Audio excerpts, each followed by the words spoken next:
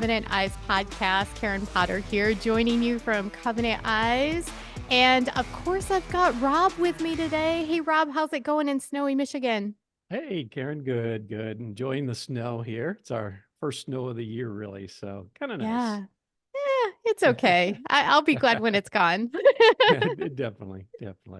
Well, Well, this month is actually Sex Trafficking Awareness Month, Rob. And so we're kind of excited about today's guest because it's an organization that Covenant Eyes has had a long-standing relationship with, and we strongly support. You want to tell us a little bit about who we've got coming on today? oh, absolutely.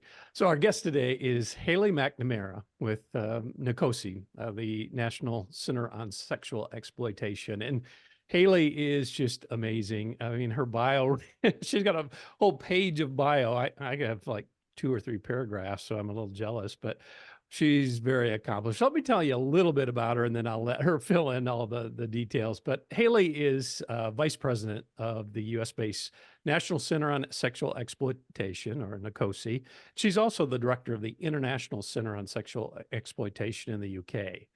She leads international efforts and joint campaigns to improve policies and education among global governing bodies and corporations regarding the full web of really sexual exploitation issues. Her advocacy work has contributed to many policy improvements in social media, online advertising, retail, hotel industries. She's been an advocate at the United Nations. She's led international coalition campaigns, presented to the Danish, Croatian, Colombian, and Rwandan government officials, and really so much more. So accomplished. So, Haley, welcome to the Covenant Eyes podcast. Oh, thanks so much for having me. I love Covenant Eyes. No, thank you. Well, Haley, tell us a little bit more about you and certainly about NCOSE and the work that you're doing. Yeah, so our organization was founded in the 1960s. We've been around for a long time, and over that time, we've grown and really expanded our scope. But our real philosophical lens is that all forms of sexual exploitation and abuse are interconnected. You can't, if you care about sex trafficking, it's Sex Trafficking Awareness Month, like you said, it doesn't exist in a vacuum. It's impacted by other things like sexual violence against women, prostitution, child sexual abuse, pornography, and more. And so with this in mind, our organization's goal really is to prevent sexual abuse and exploitation at a mass scale through our corporate advocacy. Sometimes we're meeting with Google or TikTok or these different companies trying to get them to improve their policies, also public policy, state and federal legislation, and through our law center, which represents survivors against institutions that have facilitated their abuse. So really our goal is to just try to go as far upstream as possible to prevent people from having these terrible experiences to begin with. Mm-hmm. Wow, your work is incredible. And, I think there's kind of feels like anyways, a change out there. There's so much attention in the last, 12 to 18 months about trafficking. I think some of that came from the movie over the summer with Sound of Freedom, kind of opening the door to the conversation to the masses, because a lot of people are unaware of how big the issue of sex trafficking is. And then we've had a lot of things in the media recently that kind of have unveiled some things that are going on as far as sex trafficking goes. Are you guys seeing more engagement on your end? And what does that look like? Yeah, I think so. Whenever these issues hit the news or the theaters, it brings more people to be aware and to want to get involved, which is always a really important thing. So I'm encouraged. I think that we're seeing people, our organization's nonpartisan. We work with all different kinds of people, and it's encouraging to see people from all different political, religious, individual backgrounds who can come together and say, no, this is something that we care about and want to make progress on, which sometimes is hard to find in today's world. So it's nice to be working on an issue that I think everyone should be able to agree on. Absolutely. That's one of the things, Haley, when I was at the NCOSE summit that you guys do annually a few years ago before COVID, because everything kind of shut down after that. I know you guys are back on track. But when I was at this conference, it was amazing to me to see everybody from all different backgrounds, all different political backgrounds coming together and uniting on a topic that we can really all get behind. It was beautiful, and it was the first time I'd really seen such a coming together like that. Is that something that really inspires you in your work, that, this is a topic that so many people can unite behind?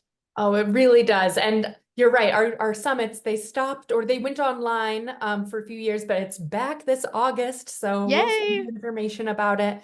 But no, exactly. I mean, I think these issues are dark and serious that we're working on and talking about, but it's so encouraging to just see the number of people who actually care, who do want to do something. And a lot of people care about it and say, well, I want to do something, but I just don't know what I can do, which is kind of an exciting place to be, because it means if we can make some actions easily available to people, we can have a really huge movement that can create a lot of change. So that's something we're trying to do.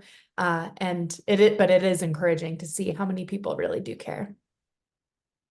Yeah, that definitely is. And Haley, we follow NCOSE, and we've seen some really impressive wins this last year or two. Give us a sense of what you're kind of looking forward to this year. What's on your radar as far as really areas, topics that you think you can make a difference on this year? Oh, there's so much. Whenever we put together our plans as a team, they're always so aspirational, but it's amazing to see what happens, by the end of the year. So we've got in our public policy sphere, there's some legislation we're really passionate about called the Earn It Act, which would make sure that big tech has a responsibility to remove child sexual abuse materials or child pornography, which is such a basic, simple concept, but it doesn't exist yet in the law. And the courts are often confused about what the responsibility of these tech companies is. So we're really championing the Earn It Act this year. Also, in a couple months in March, the Dirty Dozen list will be released, which is one of our favorite projects, naming 12 mainstream companies that facilitate sexual exploitation and abuse. So that's a great action opportunity. I'm sure we'll talk about that some more, if not today, another time, but that will be released. And there's always a lot of great victories that come from that. Our summit is this August. Oh, and our law center, we are in the middle of active litigation with multiple pornography companies, with Twitter as well, and some other social media companies around ways that they have facilitated sexual exploitation. So I would love to see some big victories in those lawsuits this year. Absolutely. We would like to as well. You mentioned the online platforms and kind of their role that they play in this.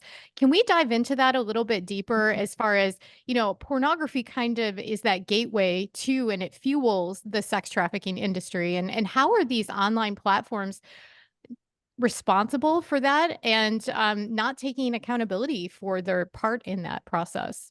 Yeah, absolutely. I would say I would even back up a bit at first and say there's multiple ways that pornography and sex trafficking are linked. One of those is the research is very clear that pornography, shows rampant themes of sexual violence, of coercion, themes like people being drugged or people being homeless and desperate. So it really normalizes sexual violence and exploitation of multiple kinds. In addition to that, there's research that shows that on a whole, pornography usage is linked to increased likelihood of sexual aggression and sexual violence. Obviously, not everyone who uses it, but on a whole, when we look at the research, that trend is clear and consistent. Even the CDC has actually acknowledged that.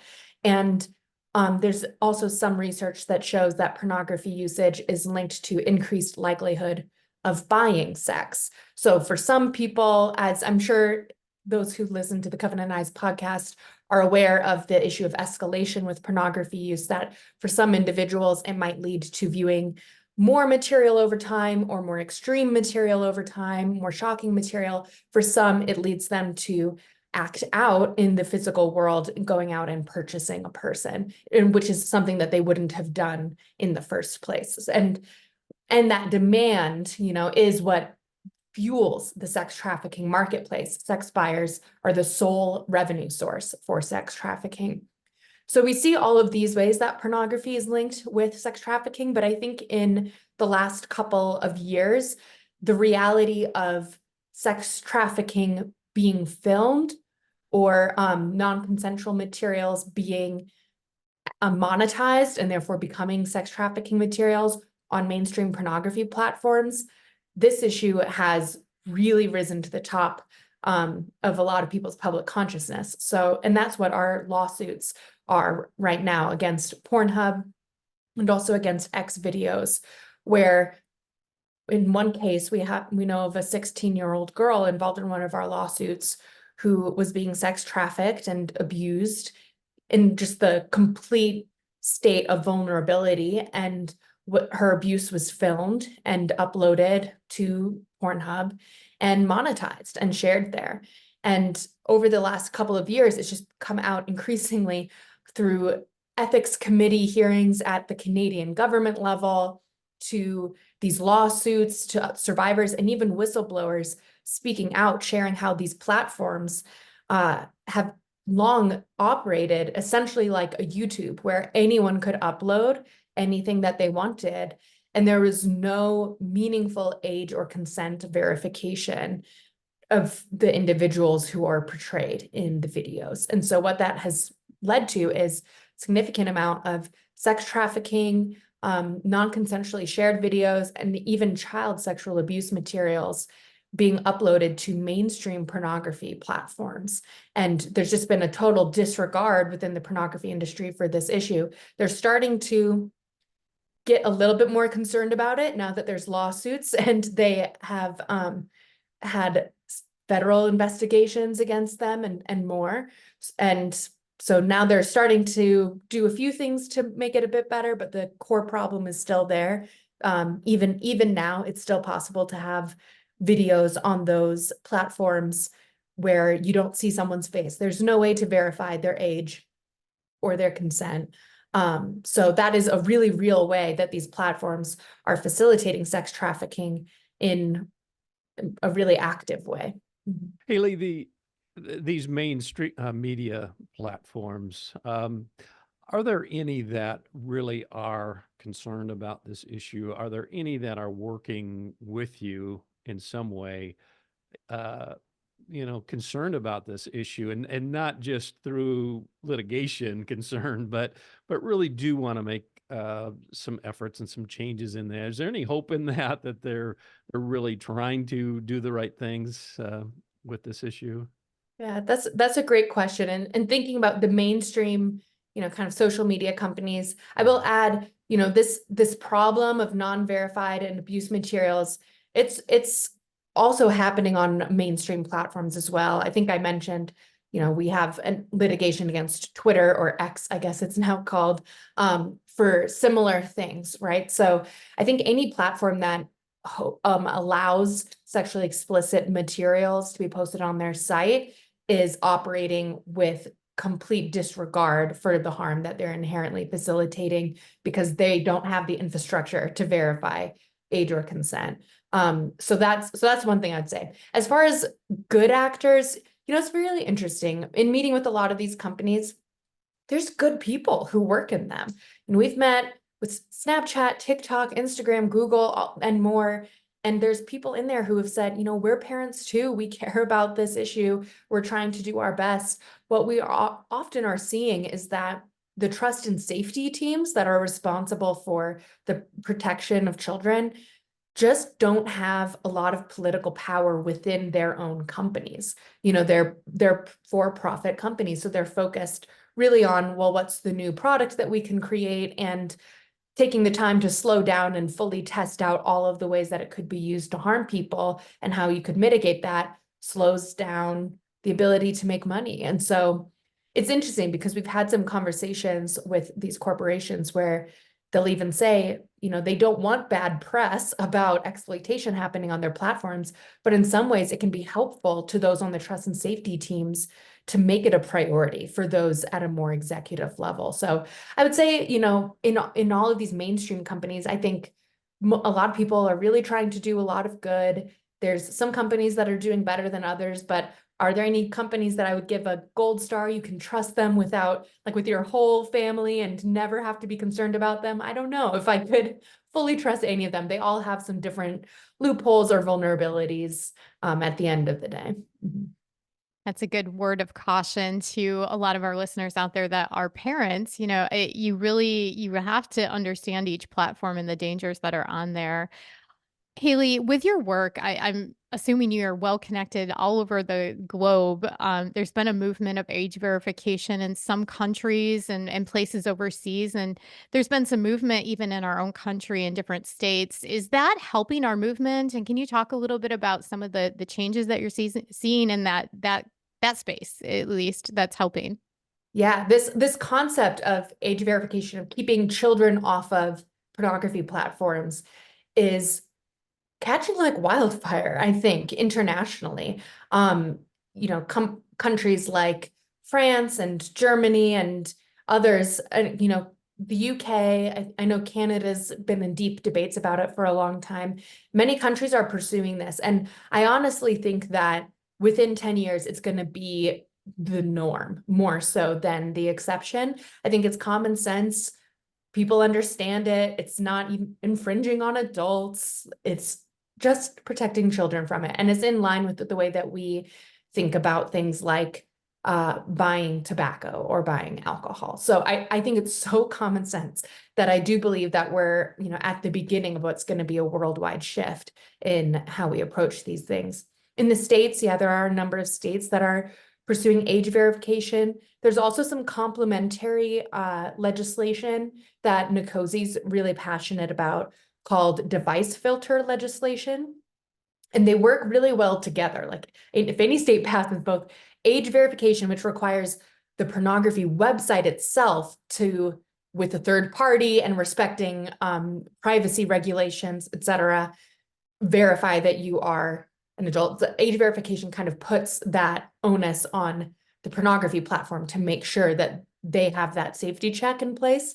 The device filter bill says that any iPhone or tablet that is sold comes with a PIN code, which would essentially allow, any device that is sold has all of the safety features turned on by default.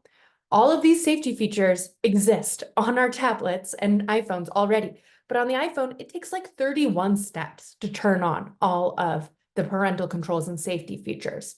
So this would say it's all the same, same content, but we're just turning the device filters on by default. Adults can turn them off if and whensoever they choose, but children are not given the PIN code that allows them to turn them off. And a parent could decide to give that PIN code if they want, but the company doesn't give them the ability to turn off those features on their own. And this also, I think, is pretty common sense. And I think if you have both, that really is a really strong protection. But yeah, so basically this is a really exciting shift, I think, that we're at the beginning of.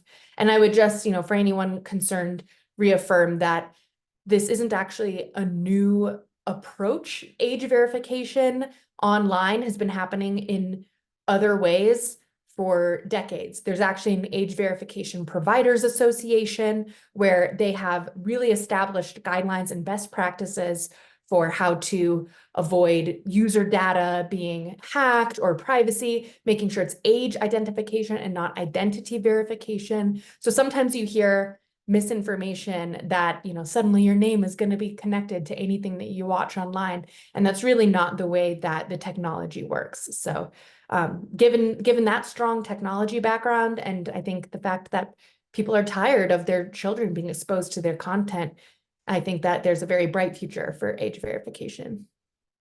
I think that's amazing. And how can the average listener of our podcast, get their hands on this legislation and take it to their state legislatures and help kind of move that forward? Because I think we have to become advocates. If our, elected leaders aren't going to take this and run with it, then we can, as parents, we can unite and we can take it to them. So how do they find more information about this so they can start that process in their own state? Yeah, so you can go to our website, endsexualexploitation.org. You can, in the search bar, just search device filter and you'll see blogs and web pages about it.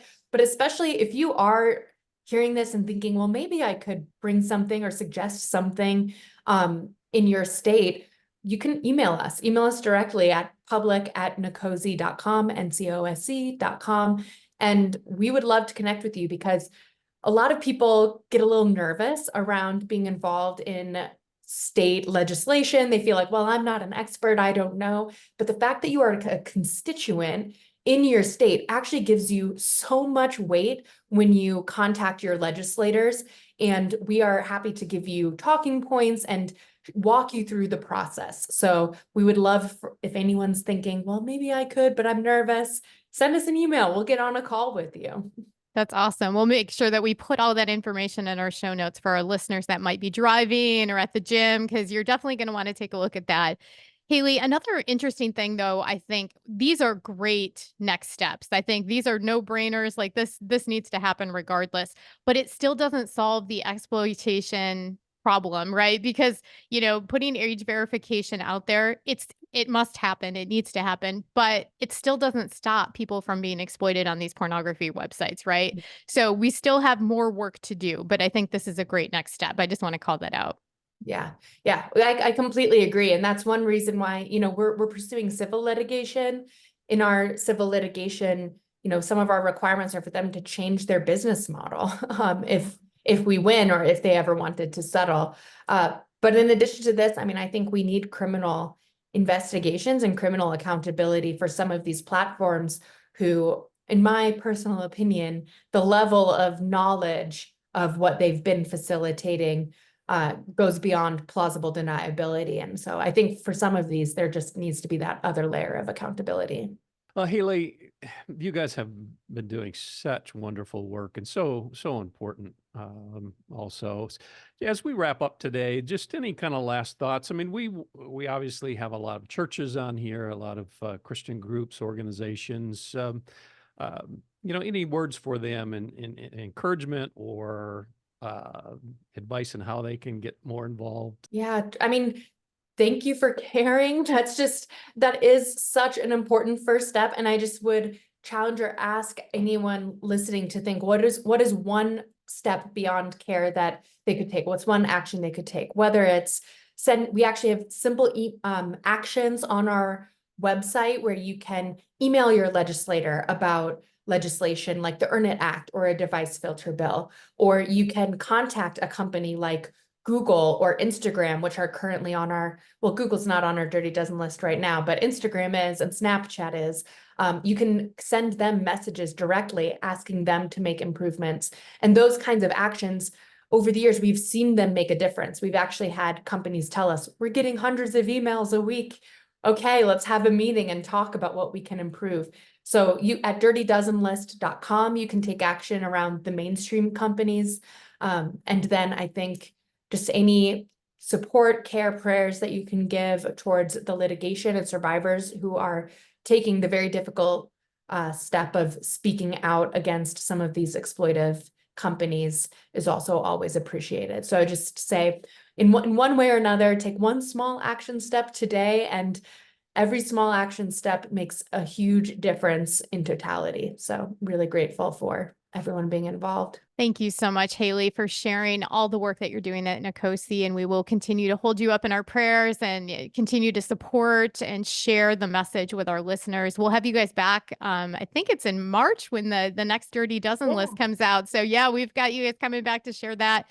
Listeners, you don't want to miss that list. It's really, really informative. It's helpful. And then it gives you some activation that you can do from there as well. So thank you again for joining us, Haley. We wish you all the best, and we'll see you again soon. And to all of our listeners out there, thanks for tuning in to this episode of the Covenant Eyes podcast. Be sure to share this far and wide and like our podcasts. We love it when you leave us comments, and we'll talk to you next time. Take care. God bless.